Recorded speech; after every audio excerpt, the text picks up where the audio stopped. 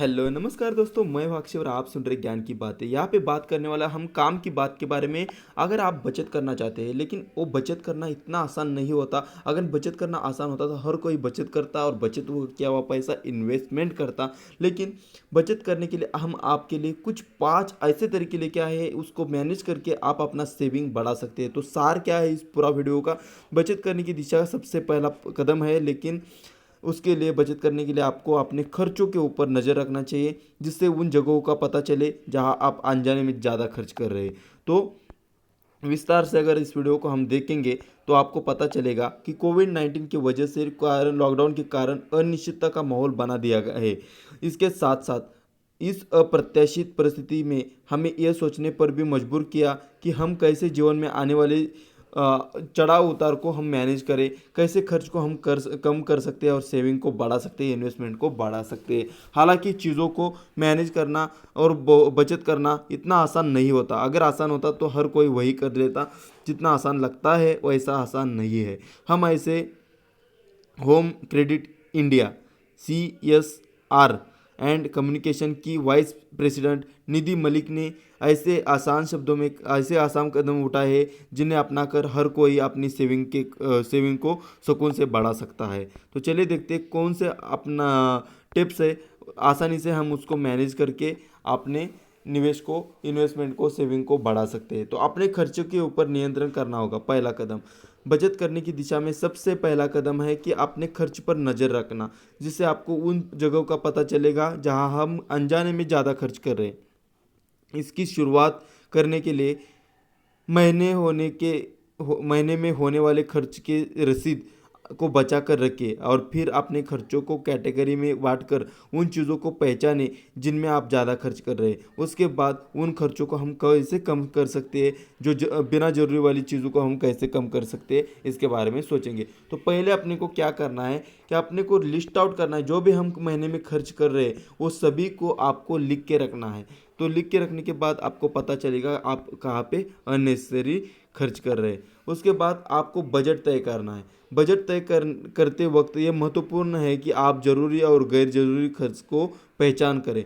आपने पहले मंथ में क्या किया था कि हमने जो अपना खर्च है उसका पूरा लिस्ट डाउन किया और उसको आपको तय करना है कि आपका कौन सा नेसेसरी खर्च है और आपका अननेसेसरी खर्च कौन सा है। तो आपको उसके हिसाब से बजट बनाना चाहिए। आपका बजट ऐसा होना चाहिए जिसमें आपकी आय के हिसाब से खर्च को ब्यौरा रहे। इससे आप सही तरीके से खर्च कर सके। बजट करते समय ग्रोसरी, मेडिकल, एजुकेशन, आना जाना, ट्रैवलिंग यदि महत्वपूर्ण खर्चों को आपको ध्यान में रखना चाहिए। इमरजेंसी, तीसरा पॉइंट है इमरजेंसी फंड को तैयार रखना चाहिए। तो दोस्तों इमरजेंसी कभी भी आ सकती है, वो आपको बता के नहीं आएगी। इसलिए इमरजेंसी में आपको किसी के सामने हाथ फैलाने की ज़रूरत नहीं पड़नी चाहिए या कर्जा लेने की ज़रूरत नहीं पड़नी चाहिए। तो आपको इमरजेंसी फंड को तैयार रखना चाहिए। यही एक बहुत बढ़िया कदम होता है। इस बात को हमेशा सलाह आपको फाइनेंशियल प्लानर भी हमेशा सलाह देते हैं कि आपको कुछ अनचाही गोष्ठी के लिए वक्त के लिए समय के लिए आपको तैयार रहना चाहिए। एक अच्छे पर्सनल फाइनेंस प्लान में इमरजेंसी फंड को अहम हिस्सा दिया जाता है।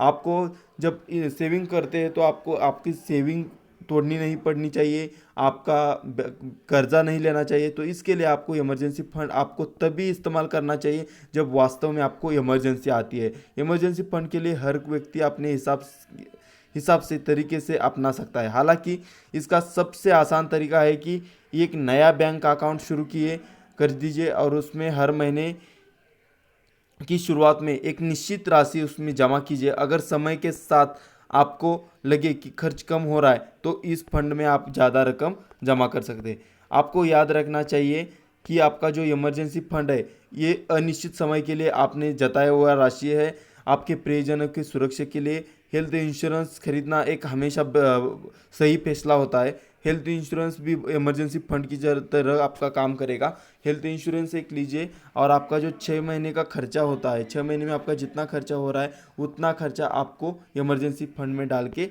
रखना चाहिए। उसके बाद ज़रूरी खर्चों की योजना बनाइए। जब आपका इमरजेंसी फंड तैयार हो जाता है तब आपको बड़े खर्चों के लिए भी पैसा रखना है। आपका कोई प्लान रहेगा, उस प्लान के हिसाब से आपको इन्वेस्टमेंट करने के लिए आपको सोचना है। खर्च कोई भी हो, आपके लिए हर हफ्ते या महीने थोड़ी सी राशि बचा कर रखनी है। आपके बड़े खर्च का फैसला करते समय ये ज़रूर सुनिश्चित करें कि वाकई में वह प्रोजेक्ट या सर्विस, उसकी कीमत क्या है और उसके हिसाब से हम कितनी तैयारी में हैं। तो बड़े जो खर्च है उसके लिए आपको पूरी तरह से पहले से ही तैयारी करनी चाहिए। डिस्काउंट कूपन और संभव हो तो सस्ते में हम उसको कैसे खरीद सकते हैं, उसके बारे में भी हमको सोचना चाहिए अगर हम बड़ा काम कर रहे हैं तो। कोविड-19 के इस अनिश्चित समय से हमको ये सुझाव है कि हम आपको सुझाव दे रहे हैं कि केवल ज़रूरी खर्चों के ऊपर ही ध्यान दीजिए, गैर ज़रूरी खर्चों के बाद में आपको टाल सकते हैं। तो आपको जो इम्पोर्टेंट काम है उसी के ऊपर फोकस किया जाए।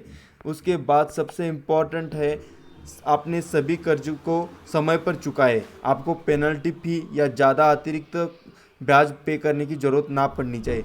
पहले तो ये बात है कि मार्केट से अच्छा रिसर्च करने से के बाद ही कम से कम ब्याज वाला लोन लीजिए। अगर आपको ज़रूरत है तभी आप लोन लेना चाहिए, अगर नहीं तो आपको लोन नहीं लेना चाहिए। ये बहुत ज़रूरी है कि बेस्ट लोन ऑप्शन को चुनना चाहिए, और जब तक कर्जा चुकता नहीं तब तक नियमित रूप से उस कर्जों को चुकाने के लिए आपको प्लान बनाना चाहिए। लोन कितना भी छोटा या बड़ा क्यों ना हो, आपको हमेशा सलाह दी जाती है कि आपको उसका जो हफ्ता है, उसका ब्याज है, आपको समय से भुगतान करना चाहिए और प्रयास करना चाहिए आपको कैसे हम डेट फ्री या कर्ज मुक्त हो सकते हैं। अपने कर्ज को तेज़ी से चुकाने से न केवल आपका क्रेडिट स्कोर अच्छा होता है, बल्कि इससे आपको कम ब्याज पे करना पड़ता है और आप आपका पैसा बचा सकते हैं, और बचाया हुआ पैसा आप सही जगह पे इन्वेस्टमेंट कर सकते हैं। तो ये एक बेहद ऑप्शन, बढ़िया ऑप्शन है। तो आपके पास पैसा नहीं बचता तो आपको ये मैंने दिए हुए अभी के टिप्स फॉलो करनी होगी। आपने खर्चों के ऊपर नियंत्रण रखना है, बजट तय करना है, इमरजेंसी फंड बनाना है, ज़रूरी खर्चों की योजना बनानी है और अपने जो कर्ज है उसको समय पर चुकाना है। तो ये अगर बातें हम फॉलो करते हैं तो अपने पास बहुत बड़ा पैसा समय से रह सकता है और उस पैसे को हम इन्वेस्टमेंट कर सकते हैं। तो दोस्तों, अगर ये वीडियो पसंद आता है तो वीडियो को लाइक कीजिए, चैनल को सब्सक्राइब करके हमारे साथ जुड़े। धन्यवाद।